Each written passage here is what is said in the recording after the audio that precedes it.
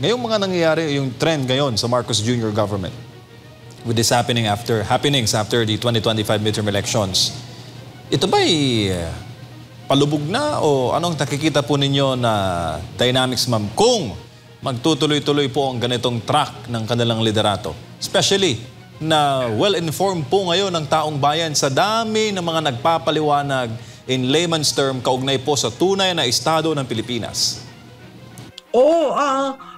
Alam mo, I would suggest to the president to stop talking and start moving and start getting on the ground and start, convincing his cabinet, his team. Let's move. Because unless the people see the intent and the hard work, speeches, he has a very good oratorical skills. But look at his approval ratings, his trust ratings. The moment he opens his mouth, people are scratching their head. Oh, ba't baliktad na naman? Oh, ba't papunta doon? Diba? So once and for all, ako ang suggestion ko, once and for all, can you sit down with your team and define your communication lines and define the messaging you want to do in the next, siguro itong kahit hanggang December.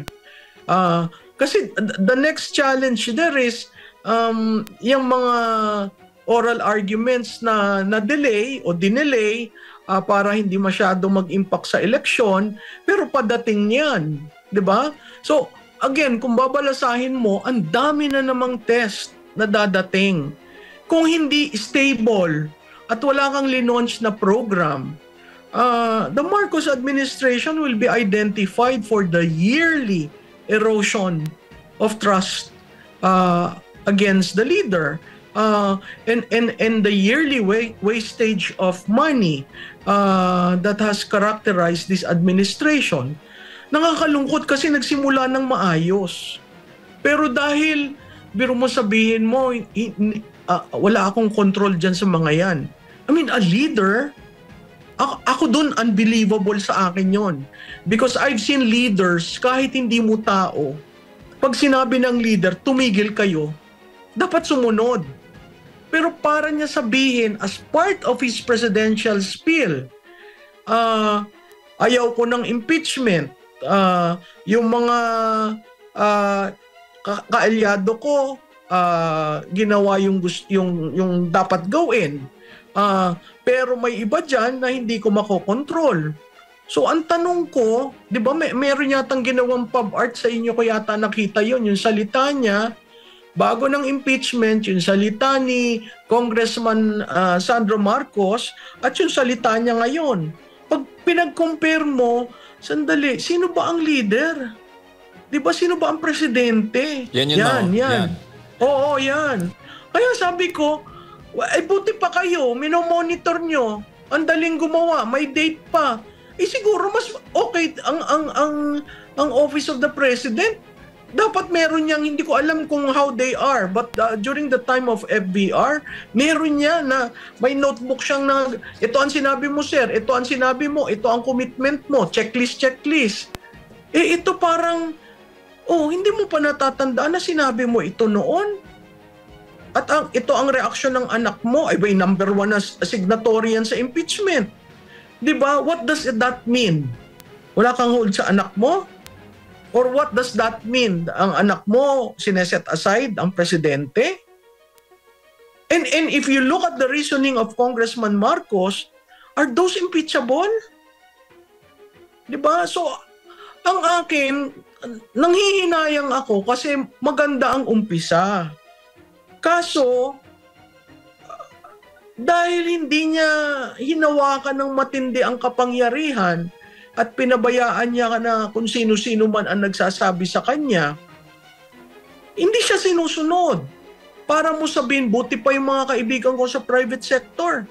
Pag nagsabi, nagagawa. Ako, that for me is problematic. Because it tells you that in the arena where the president is, when he tells everybody, papunta tayong north, may iba pumupunta ng south. Hindi ba yun is leadership?